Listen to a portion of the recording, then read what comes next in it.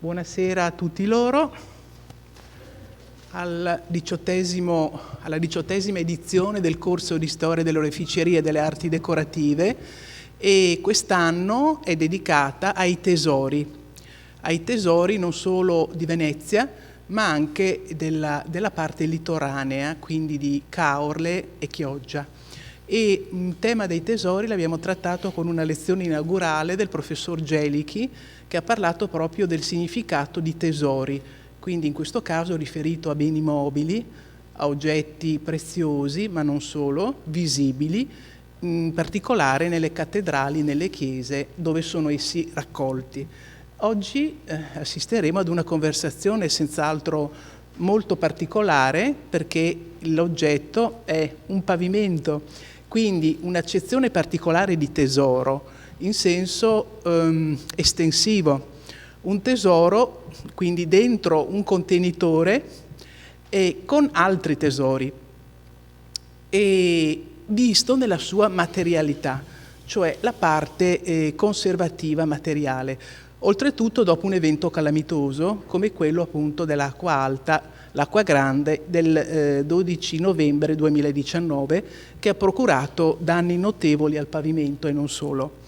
E relatore d'eccezione sarà Toto Bergamo Rossi, che è direttore del Venetian Heritage, al quale si devono molti dei restauri, non voglio dire tutti, ma molti dei restauri che vengono fatti a Venezia da tanti anni, con, devo dire, impegno personale, campagne e un'attività estremamente significativa che ci fa conoscere in tutto il territorio internazionale, ma non solo, e fa sì che molte opere siano restaurate. Questa è una cosa estremamente importante.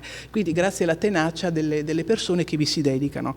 Il tema è quello dedicato al restauro dei mosaici con pavoni della Basilica di San Marco. Prima di iniziare questa conversazione tolgo solamente un minuto a Toto Bergamo Rossi per porgervi un piccolo documento che mi sembra importante, della durata di poco più di un minuto, che vorrei ci fosse mostrato, attinente ovviamente al tema. Dell'occasione questa sera avremo tra noi i restauratori, quindi i mosaicisti, e che sono una bellissima sorpresa. Dopo magari ci avviciniamo tutti per una bella foto di gruppo, ma anche per ringraziarli per questo lavoro estremamente faticoso, perché ovviamente stare in ginocchio, anche se il luogo è deputato, non è il massimo per tante ore e quindi è anche questo un lavoro di grande amore oltre che di grande competenza. Grazie.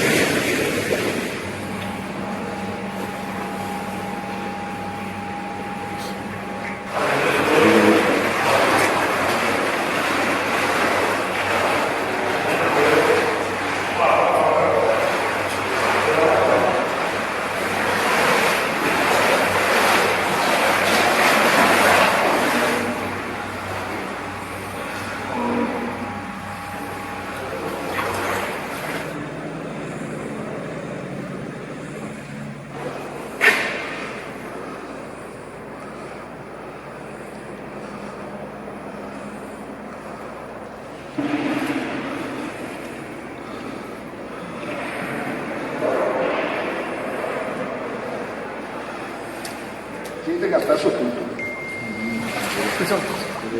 Grazie. Sì, così faccio un giro tutti. Attenzione. Penso che bisogna ricordare per poter agire nella storia. Quindi lascio la parola a Toto Bergamo Rossi per questa presentazione, devo dire, questa anticipazione, che quindi è una cosa ancora più rara. Okay.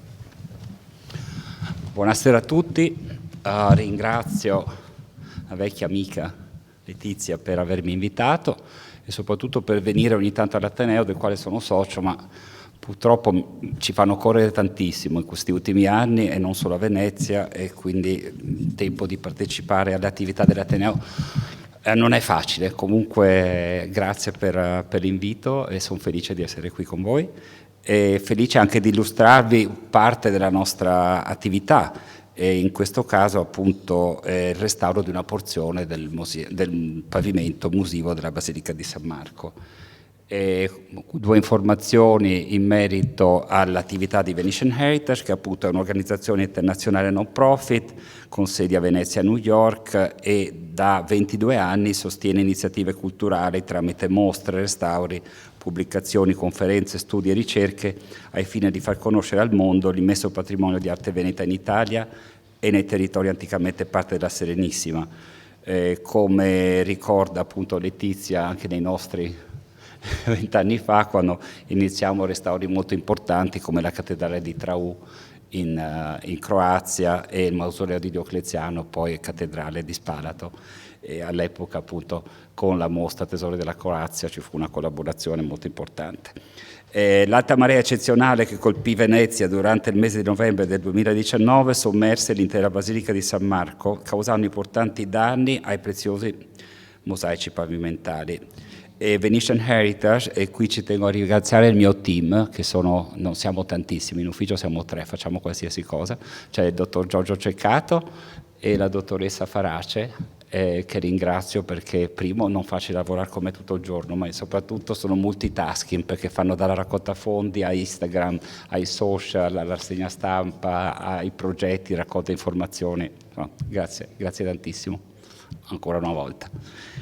Venetian Heritage appunto ha lanciato questa campagna in modo molto tempestivo e soprattutto grazie ai nuovi mezzi informatici di raccolta fondi e l'hashtag appunto Support Venice, grazie alla quale è stato possibile finanziare il restauro ancora in corso di una porzione del pavimento musivo che vedremo tra poco.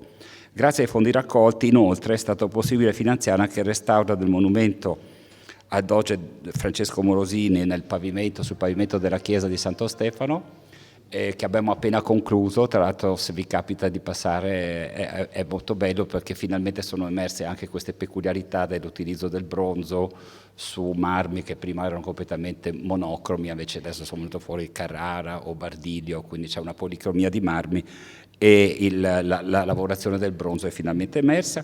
E inoltre sempre con la stessa raccolta fondi abbiamo restaurato il crocifisso proveniente dalla chiesa di San Moisè di Giuseppe Torretti, scolpito intorno al 1711, il quale era diventato poi il simbolo dell'alluvione di 2 anni fa, perché il piedistallo aveva ceduto e il crocifisso è rimasto tutta la notte in acqua e attualmente è esposto nella cappella di Palazzo Grimani ancora per qualche giorno, per poi rientrare proprio il 12 di novembre del mese prossimo, rientrerà nella sua chiesa e ci sarà anche una cerimonia per ricordare l'evento di 2 anni fa e per non dimenticare.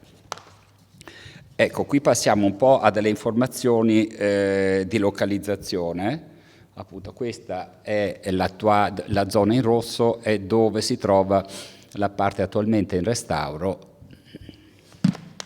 e trattasi appunto di questa zona della basilica, in pratica della navata a destra quando si entra dalla porta principale.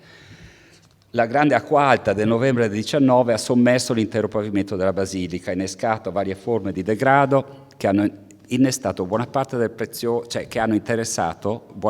prezioso pavimento in opus tassellatum, che si estende sull'intero suolo calpestabile, sia del nattece che dall'ingresso della chiesa. Una delle aree che hanno subito i maggiori danni è posta nella navata a destra della basilica, in prossimità della porta d'ingresso al battistero. Si tratta di un tratto di pavimento che, sia pure sottoposto nel corso del tempo a plurimi ma contenuti interventi di integrazione, perché come sapete il mosaico purtroppo è una materia molto molto fragile, quindi la manutenzione e anche il restauro certe volte in alcune zone del pavimento sono state un po' più, diciamo, impattanti nel periodo soprattutto della fine dell'Ottocento, però insomma ci sono tracce evidenti di integrazioni e conserva ancora in larga parte la materia primitiva risalente appunto al XII e al XIII secolo, quindi si tratta in effetti forse delle parti più antiche arrivate ai nostri giorni della decorazione musiva del pavimento della basilica. Vi appare una coppia di pavoni, tra loro affrontati davanti a un vaso centrale dal quale si sviluppano ampi girali vegetali che offrono appoggio ai 2 uccelli.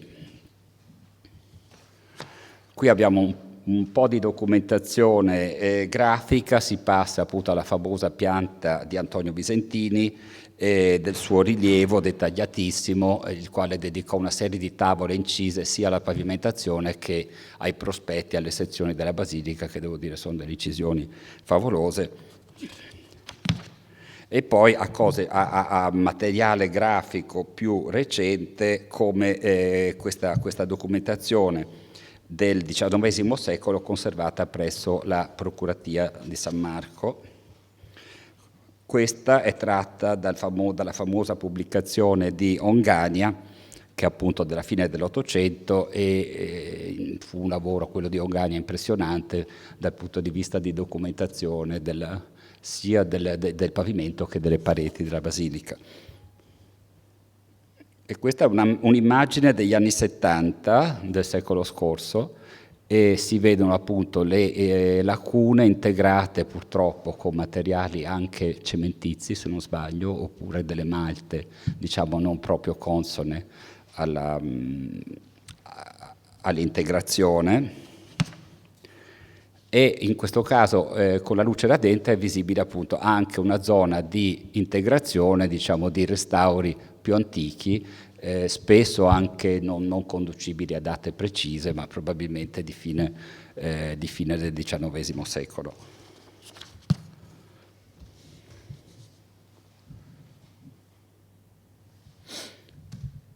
Questa è una foto che documenta lo stato di conservazione del pavimento dopo l'acqua alta, l'alluvione appunto di 2 anni fa, dove appunto per diciamo la violenza anche non solo dalla presenza del sale, che ovviamente c'è, ma anche dalla pressione probabilmente provocata dalla velocità dell'acqua, ha causato in brevissimo tempo esplosioni appunto del sottostrato delle tessere musive, e appunto hanno iniziato a muoversi tutte, in poche parole. Qua appunto si vede la condizione del mosaico, che era già compromesso, ma appunto dalla pressione dell'acqua, dalla velocità probabilmente della marea e la presenza dei sali hanno fatto sì che si sono create proprio delle bolle sotto il sottostrato delle tessere musive, in pratica sotto la preparazione di cociopesto che tiene le tessere musive assieme, e queste di conseguenza continuano ad alzarsi, e tuttora, tra l'altro in un'altra zona della chiesa, nel transetto a destro dell'altare del Santissimo, tra l'altro c'è un altro pavimento del 300, il quale sta completamente sollevandosi giorno per giorno, infatti è anche chiuso al pubblico, e spero di poter trovare i fondi al più presto per restaurarlo. Questi sono appunto altri dettagli dove si vede l'esplosione, dovuto appunto all'esplosione dei cristalli di sale che fanno affiorare superficie e substrato, e quindi provocano, diciamo, delle bolle, e di conseguenza, deformandosi il substrato in cociopesto, le tessere non sono più aggrappate e iniziano a muoversi.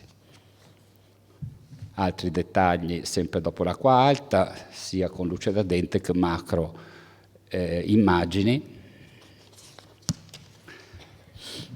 e qui appunto i primi interventi d'urgenza tramite appunto applicazione di carta giapponese, carte veline, per tentare appunto di fermare e di non, insomma, in pratica di non far andare in giro le piccole tessere di mosaico per un primo intervento preliminare.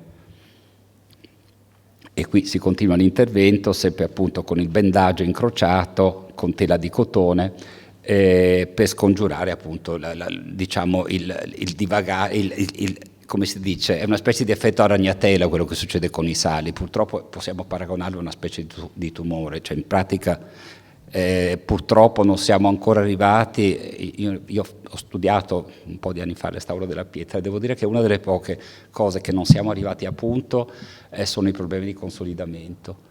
Cioè quando c'è un attacco appunto dovuto ai sali non siamo arrivati a dei livelli di know-how incredibile per quello che riguarda le puliture, ad esempio con il laser, che ormai sono arrivati a dei livelli che riconoscono la pellicola di policromia rispetto a quella dello sporco. Insomma, su quelle cose lì abbiamo fatto dei passaggi enormi, e anche a livello di consolidamento statico sono stati fatti dei passaggi molto importanti, ma a livello di consolidamento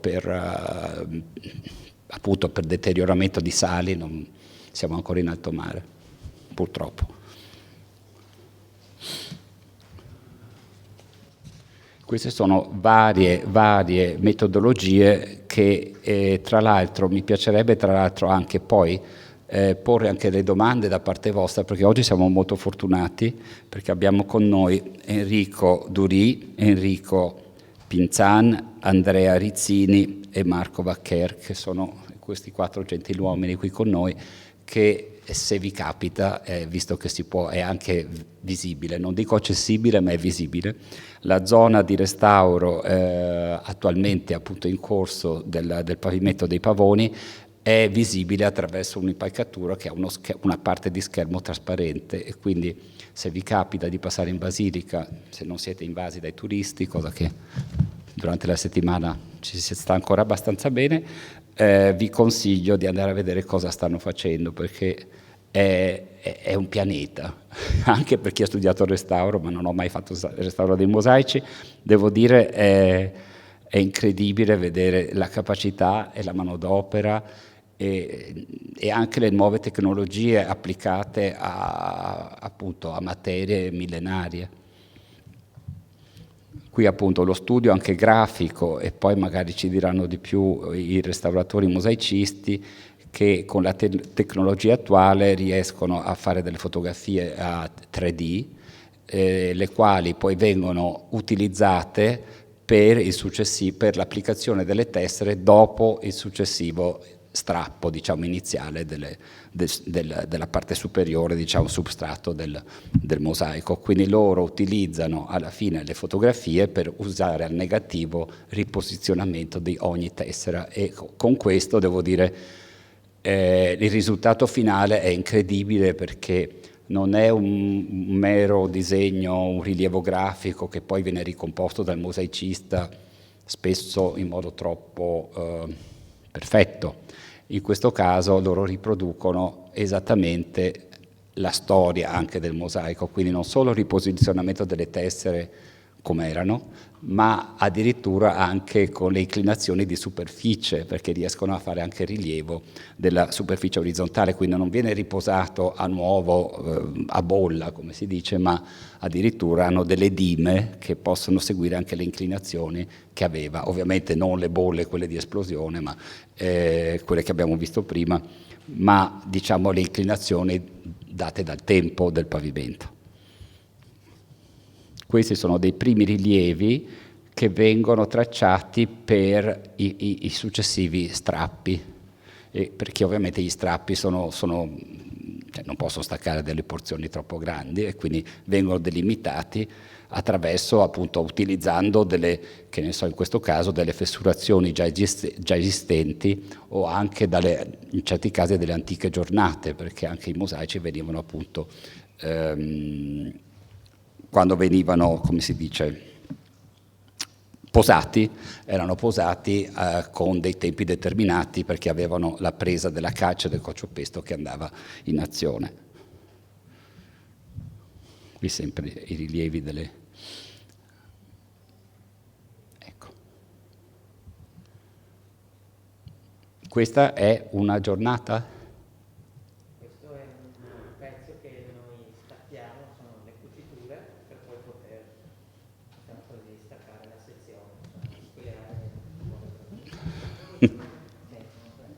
No, visto che abbiamo sta fortuna. Sì, Quest'area, puoi togliere anche la maschera. Ecco, sì.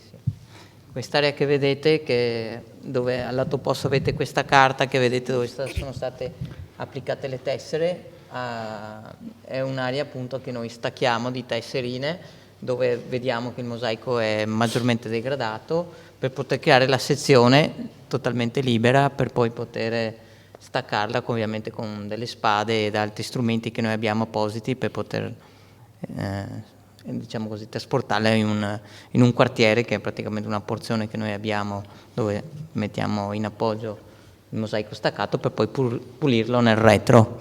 E una volta pulito lì possiamo ovviamente verificare anche lo stato di degrado del retro delle tessere e della malta stessa. Che è esattamente questo. Esatto. E quindi come li chiami quegli scalpelli giganti? Sono delle spade in teoria che si dovrebbe usare, sono praticamente degli scalpelli piatti che permettono di inserirsi sottostante le malte dove spesso, dove c'è stato il degrado salino, si creano degli spazi tra uno strato di malta di allettamento e l'altro, perché normalmente il mosaico è composto da 2 strati di malta, se non anche 3, c'è uno strato di allettamento principale di malta che non è molto sottile ma dell'agglomerato un po' grosso, e nella parte superiore dove sono le tessere la malta è composta da materiale impalpabile, da un inerte impalpabile che permette appunto l'ingresso tra gli interstizi delle tessere. Lì spesso si forma il degrado dovuto al sale che stacca queste 2 parti e in quel caso là sei agevolato allo stacco. E in questo caso qui abbiamo trovato diversi strati di malte dovute appunto a vari interventi fatti nel tempo di restauro, quindi l'intervento di stacco non è stato così semplice ma ha consentito comunque uno stacco senza danni, senza dover avere appunto degrado della superficie musiva.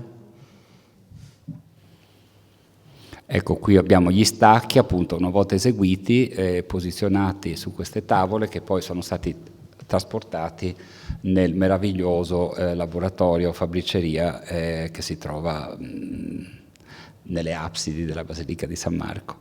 E un'altra parte invece che è questa. E come vedete nella parte staccata, quella interessata dai pavoni, diciamo che è questa, un'ampia parte invece non è stata staccata attraverso delle zone individuate appunto dai restauratori per poi essere strappate, e le vedete sulla destra dell'immagine, ma quella zona centrale aveva per sua fortuna conservato un substrato di cocciopiesto e calce più compatto e quindi era stato meno interessato da bolle e i famosi vuoti che ha menzionato, e quindi questa parte qui, come vedrete dall'immagine successiva, è stata staccata intera con questo elaboratissimo sistema, e la stessa, una volta strappata, è stata sottoposta a diversi poi bagni di acqua demineralizzata per appunto per permettere ai sali di uscire. Qui c'è il restauro, più che altro restauro, anche rifacimento del substrato, il quale era ridotto in polvere, cioè era terriccio, non c'era più niente. E quindi anche il substrato è stato fatto sempre con materiali reversibili e materiali di edilizia diciamo tipica come la calce, la sabbia e il cocciopiesto, e in questo caso appunto è stata anche coadiuvata da una garza, no? Questa parte qui. Sì, diciamo che sono state pensate una stratigrafia diciamo così del pavimento che potesse nello stesso tempo impermeabilizzare la superficie per rendere diciamo così più duraturo l'intervento, in modo tale che poi nelle acque alte successive non ci sia più quella risalita dell'acqua che c'è stata a quel tempo, perché in teoria in questa area qui di Basilica noi dovremmo avere un'altezza sufficiente che ci permetta appunto di non avere più l'ingresso da sopra dell'acqua, quindi l'acqua interessava il mosaico diciamo così da sotto il mosaico, e infatti quella sera che c'è stata l'acqua alta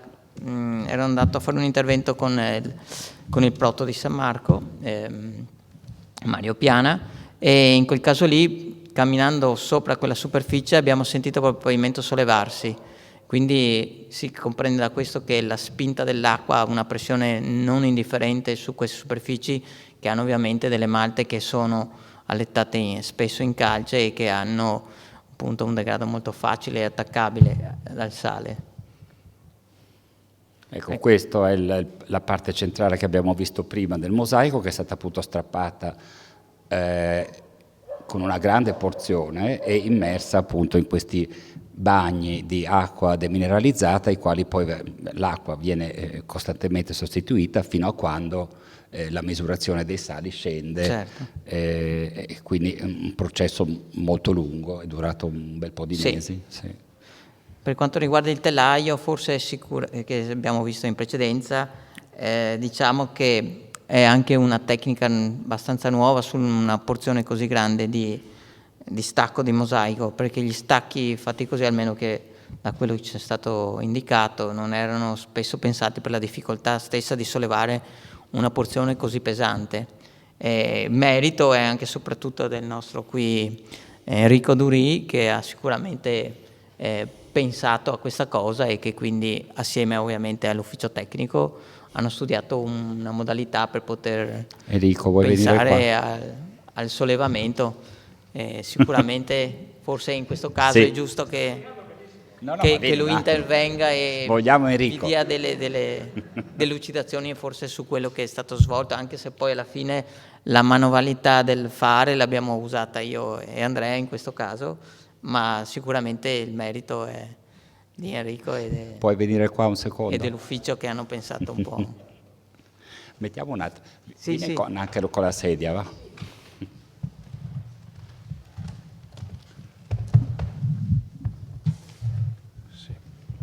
Allora, ci racconti un po' di questa nuova struttura e il perché della difficoltà, del perché appunto dell'innovazione, del telaio così esteso in una porzione così grande di mosaico. La difficoltà appunto, come avete visto, i fogli che normalmente vengono usati, che venivano sezionati prima, erano erano sull'ordine dei 30-40 centimetri, quindi facilmente trasportabili, no? Quelli che si è visto prima. Questo invece è una misura che è sui 1,80 per 1,50, con tutto quanto lo spessore del fondo e del sottofondo sopra, quindi si parla di un 10-15 centimetri di malte diverse, quindi uno spessore molto importante. E niente, c'è queste travature di legno che sono state incollate con delle garze con della rete con della rete di fibre di carbonio adagiate sopra, portate a misura, perché sembra dritto così la fotografia, in realtà ha un andamento, come spiegava prima, che non è proprio dritto, no? Ha il suo andamento, quindi le sagome di legno sono portate a misura che abbiano il più possibile aderenza sul piano, e con questa fibra mescolata con una resina epossidica, una resina all'acqua, è venuta incollata, diciamo, sopra, e non si vedono molto bene, ma ci sono degli anelli in acciaio che la fissano sugli angoli, che appunto fanno sì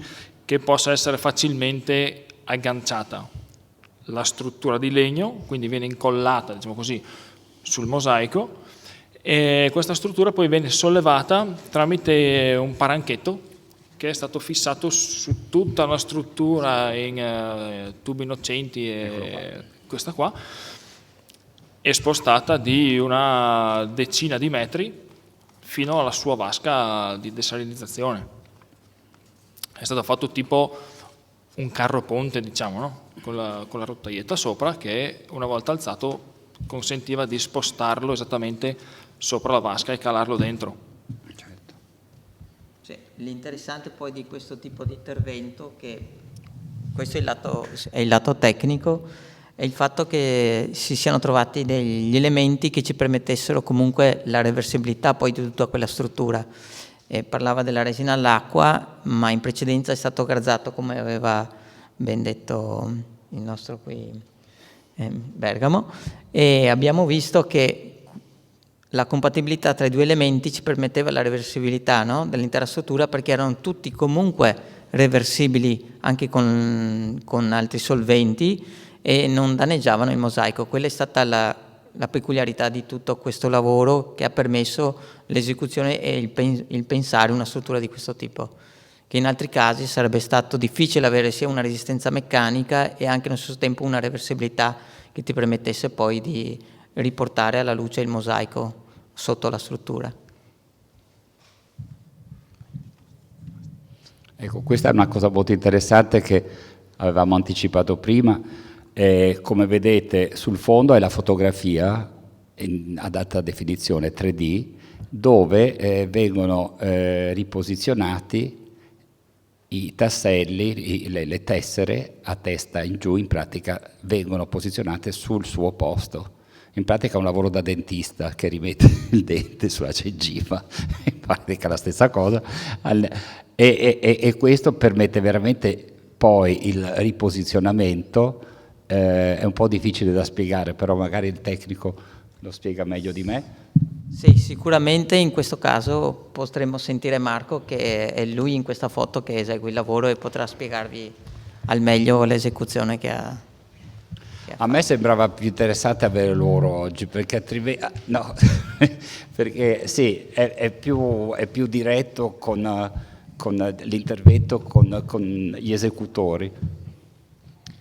Bene, qua praticamente si prendono le tessere che si trovano nella sezione, diciamo, staccata, e appunto una alla volta se la controlla, si stacca dal foglio, si guarda se è ammalorata pure dal sale o comunque se la lavora, e dopo se la rincolla sulla porzione di foglio nuovo, appunto fatto a rovescio, cioè una stampa identica, dove noi appunto andiamo a staccarla da un punto, la lavoriamo, guardiamo se appunto la tessera è rovinata oppure no, e la lavoriamo nella testa, cioè nel senso nella porzione che si vede, guardiamo se appunto c'è il sale, se il sale ha fatto danni o comunque è schezzata,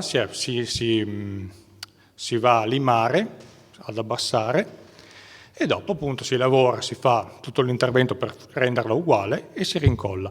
Se la tessera non è più congrua, non è più idonea perché magari è ammalorata dal sale, viene eliminata e si fa una tessera nuova che prende il posto della vecchia, insomma. Questo. Ecco, adesso siamo arrivati proprio in questi giorni qui, non abbiamo la foto, ma finite qui, no?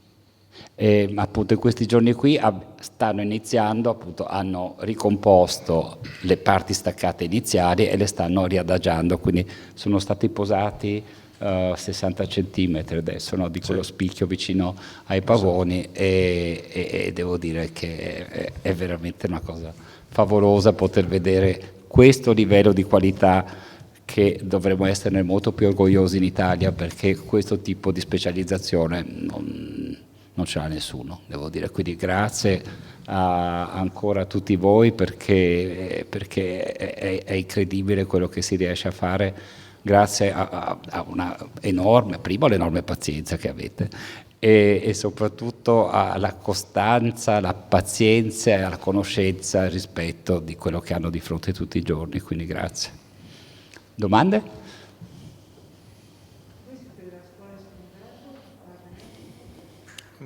Sì, allora io ho fatto gli studi a Spilimbergo, come anche Enrico, abbiamo fatto il triennio a Spilimbergo, sì.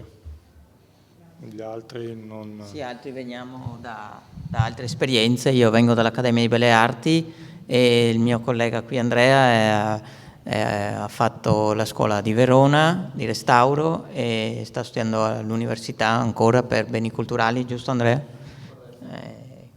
Quindi abbiamo anche un compendio di forze e di studi diversi che ci permettono di affrontare problematiche diverse e quindi avere un tempo di reazione anche potremmo dire anche di risoluzione di problemi che in altri casi, magari avendo un'unica formazione, non riesce ad ottenere, ed è interessante. Questo, diciamo, crea anche una compatibilità di gruppo e una sinergia di lavoro non indifferente.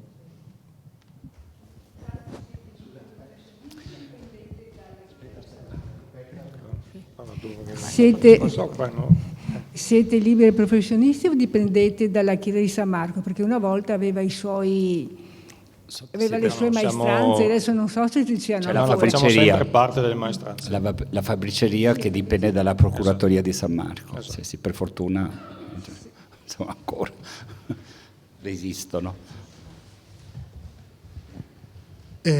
Si parlava prima anche del fatto che durante i restauri è stato possibile vedere precedenti lavori di restauro, comunque di consolidamento, se si è riuscito anche nel lavoro che avete fatto a capire quanto si sia intervenuto in precedenza. Qua abbiamo Andrea, qui abbiamo Andrea che sicuramente ha avuto diciamo, un aspetto importante che è stata quella della ricostruzione storica assieme all'ufficio tecnico, e lui ha potuto visionare diversi documenti che la Procuratoria fortunatamente conserva, e quindi avere vi può dare sicuramente una delucidazione in merito. No, grazie, se non mi offendevo, se non parlavo io. No, allora noi abbiamo notato in realtà che ci sono, secondo il nostro punto di vista, almeno 4-5 mani su questo lavoro qui. Già Longania, che analizza alcuni degradi, e si possono vedere già dal suo disegno delle mani differenti. Addirittura noi abbiamo la fortuna appunto di poter riprodurre i mosaici grazie all'ortofoto del pavimento, perché 15 anni fa più o meno il Politecnico di Milano ha fatto praticamente l'ortofoto di tutta la pavimentazione di San Marco. Quindi noi abbiamo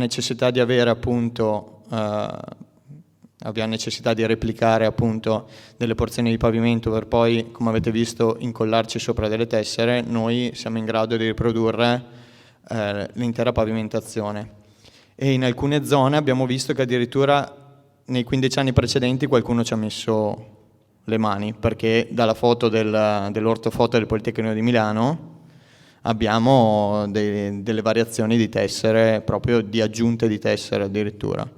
Quindi in realtà noi abbiamo considerato che la parte centrale, che è quella che si è conservata, che abbiamo deciso di conservare, quella del 1,80 m, diciamo, che si parlava prima, dal nostro punto di vista è sicuramente la parte più antica. Questo è anche per il modo di lavorazione, e abbiamo constatato questa cosa qui. Il resto, tutto intorno, sia a seconda dei disegni, sia a seconda anche delle foto degli anni 70 che ci sono state con le mancanze, si è capito che noi diciamo che quando solleviamo poi il mosaico, anche e soprattutto da dietro, così riusciamo a intuire, soprattutto anche grazie alle malte cementizie che ci danno proprio dei precisi anni, diciamo, da eliminare o da tenere in considerazione. Però su questa parte di pavimento, che soprattutto fa parte di una navata, che è adibita molto spesso a passaggio di gente, sono state messe parecchie mani, ecco, su questa porzione qui.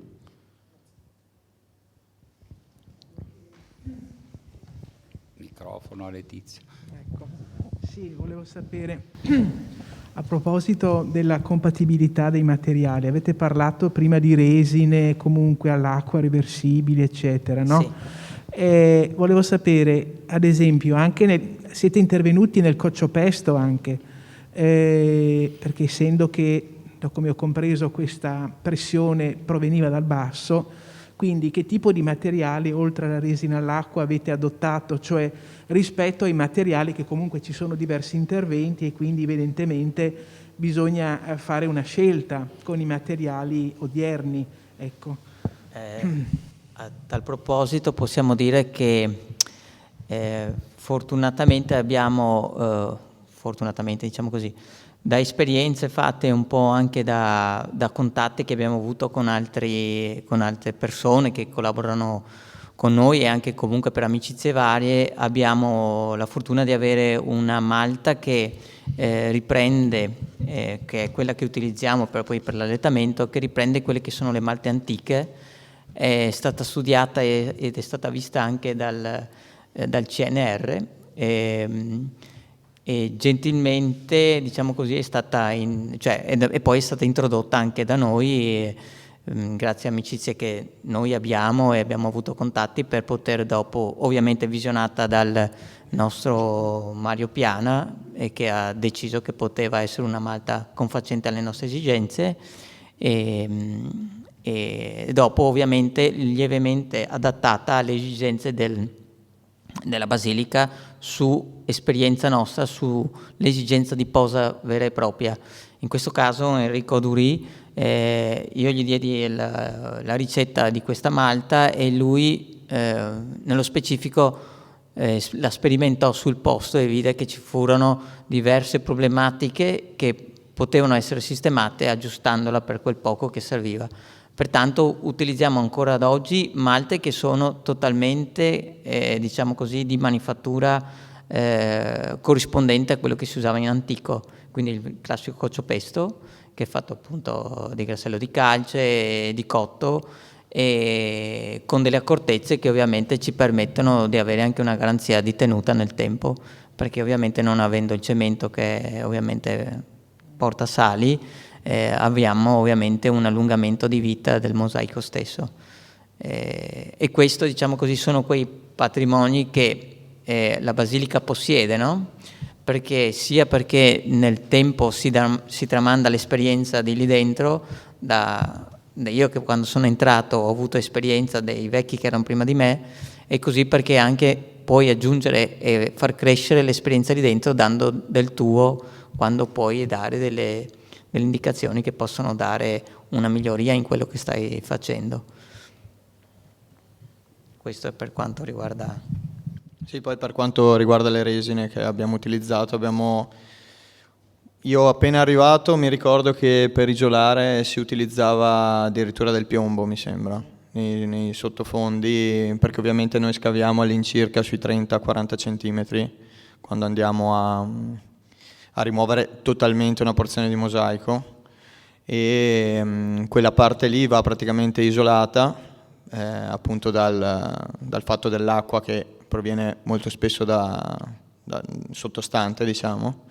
E adesso noi con l'apporto di resine abbiamo trovato delle modalità, utilizzando queste resine, di cercare di isolare il più possibile questa parte qua. Si fa un massetto di fondo, si fanno un paio di strati di mattoni a seconda più o meno della necessità, si arriva più o meno a un 6 cm di spazio dal mattone, diciamo, al piano reale, per poi poter posare, diciamo.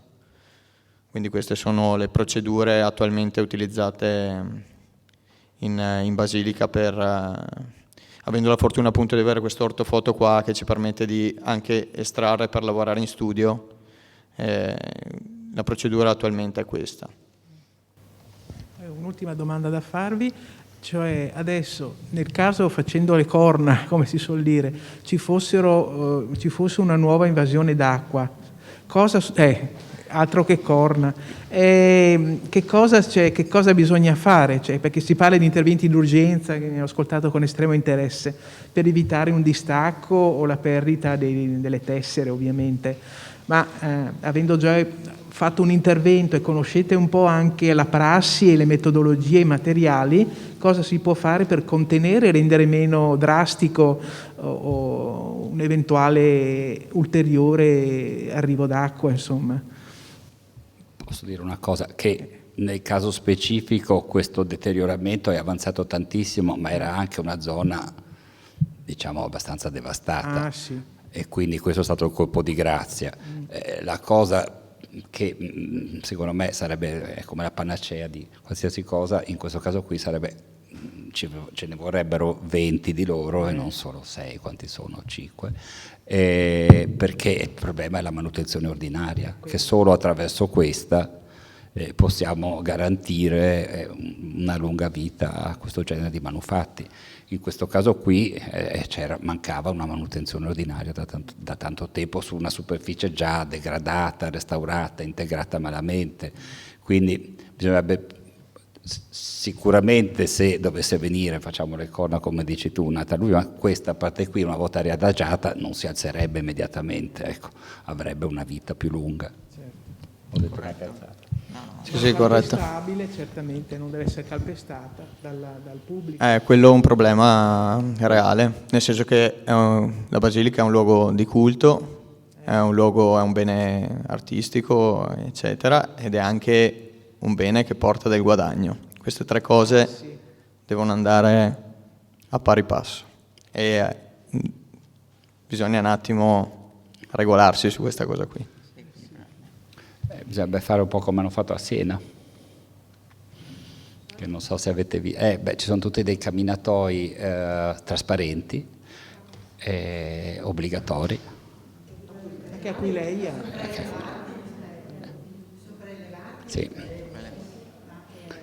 E una volta all'anno come evento eccezionale, giustamente tolgono. Quest'estate, ad esempio a fine luglio, c'è stato un mese di fruizione nella cattedrale di Siena senza i percorsi obbligati e senza il vetro, e giustamente anche lì c'erano dei percorsi, diciamo, obbligatori, ma avevano fatto giustamente una crescita anche di bigliettazione, perché è un evento eccezionale e bisogna, secondo me, andare da quel tipo di direzione lì.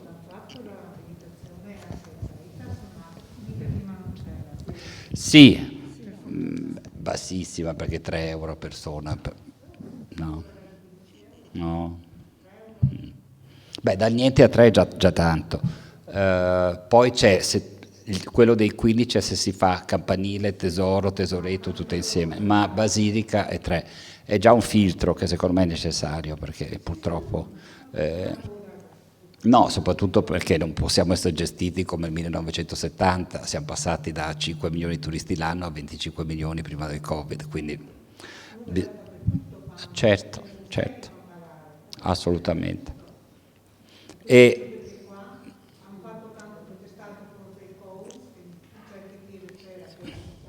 Certo. No, ma il patriarca adesso pare che abbia... secondo me la botta della quarta è stata... Sì, no, non è più stato sollevato questo problema. Se non ci sono altre domande, io volevo ringraziare tutti loro, Venetian Heritage, il direttore, e tutte, come si diceva in antico, le maestranze che si sono adoperate per questo lavoro e si stanno ancora adoperando. E speriamo che insomma ci sia anche un'ottica di manutenzione ordinaria, perché effettivamente hai ragione, il fatto che fosse già disastrato prima, è chiaro che questo flusso d'acqua così violento è stato particolarmente severo, insomma, sui pezzi. E poi mi ricordo quando ancora c'era Vio come proto, mi diceva che era stato messo un contapassi che serviva per misurare il flusso di quanti turisti ci fossero. Io penso che potrebbe essere anche utilizzato per vedere in quella zona quanto flusso può essere eventualmente calcolato, cioè non possiamo fingere che non ci sia, cioè che quello che è successo non ci sia stato, secondo me. Poi è chiaro che si cozza, come diceva prima, con altre voci, però in modo da non so come si possa fare, limitare il flusso su quell'area, insomma, perché anche il calpestio non è un gradiente favorevole, insomma. Ecco, direi di fare a tutti un grande applauso.